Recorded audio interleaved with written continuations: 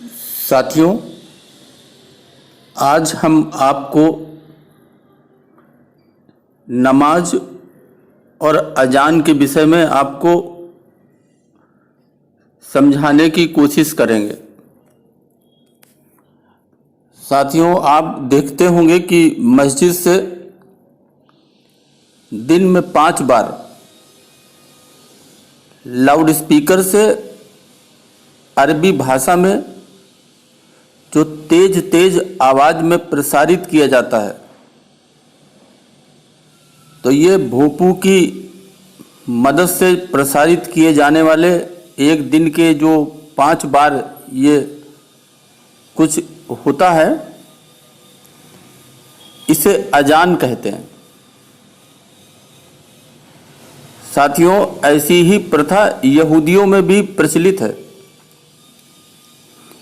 वहाँ भी ऐसा ही कुछ होता है।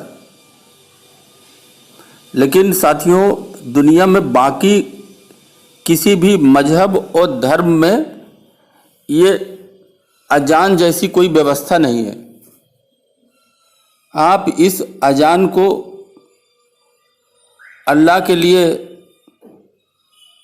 यहोवा के लिए, भगवान के लिए, अल्लाह के लिए आप प्रार्थना समझते होंगे कि ये शायद इबादत की जा रही है।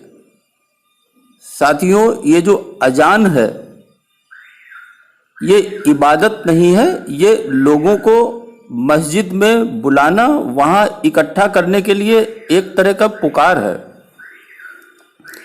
एक तरह का उनको बुलावा है, जो चिल्ला चिल्ला कर लोगों को बुलाया जाता है। अब चूंकि ये अरबी भाषा में है, इसलिए आप लोग ये समझते होंगे कि शायद इबादत हो रही है।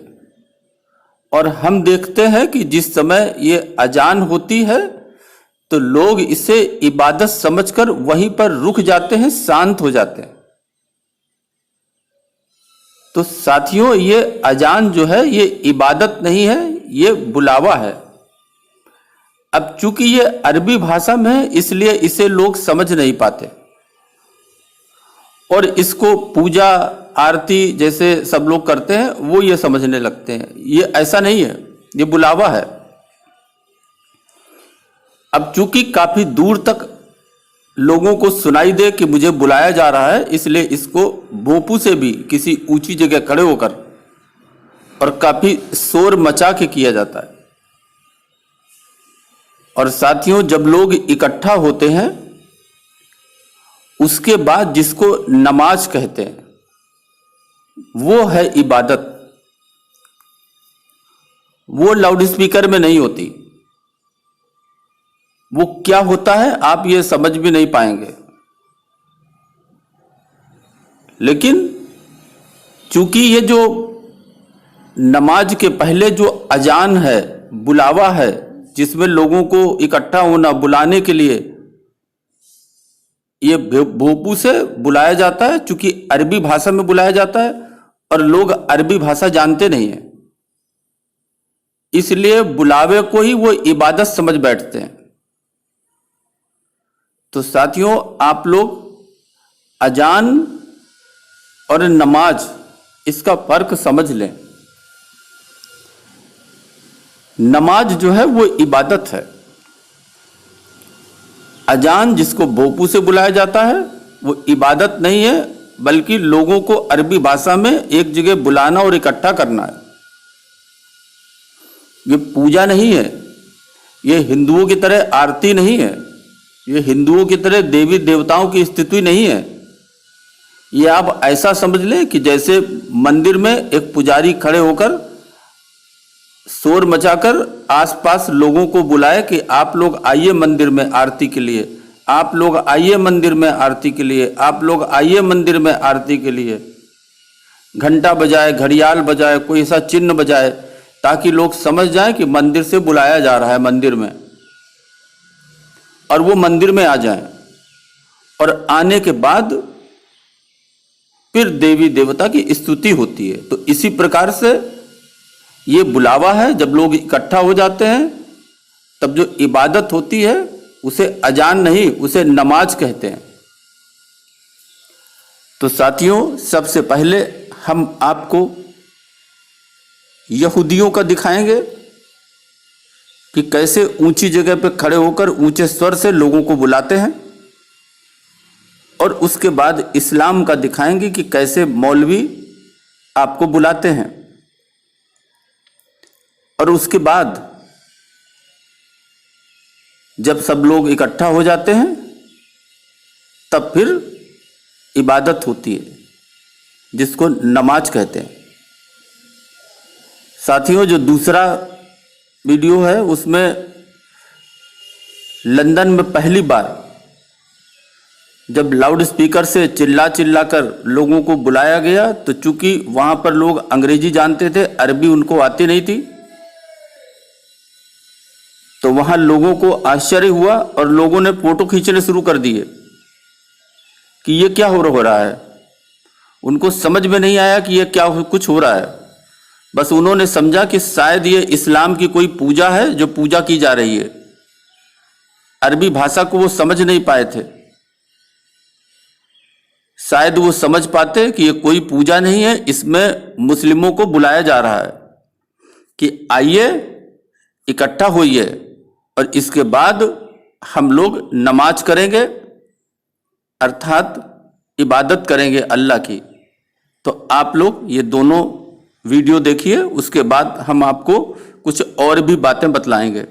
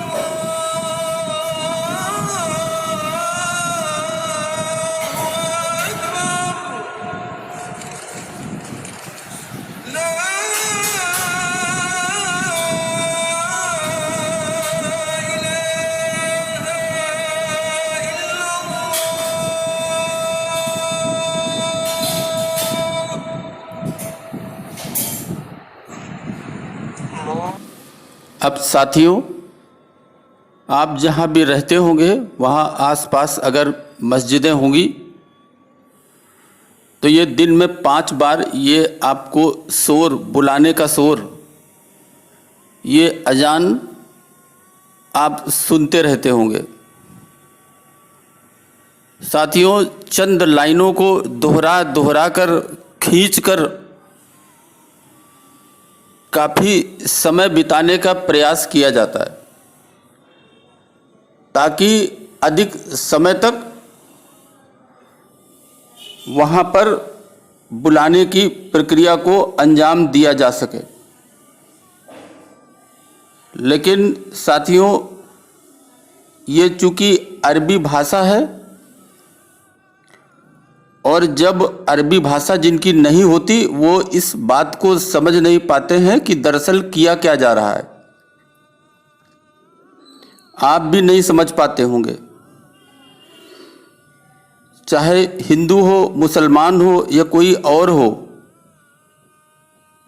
बस वो यही समझता है कि कुछ पूजा पाठ हो रही है, कुछ इबादत हो रही है, ये सब कुछ हो रहा है।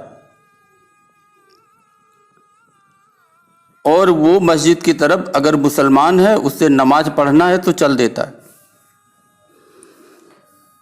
और साथियों, जब आपके कानों पर बार बार ऐसी आवाज़ें पड़ें जो उस भाषा में हो जिसे आप समझ ना पा रहे हो तो काफ़ी उलझन भी होती है।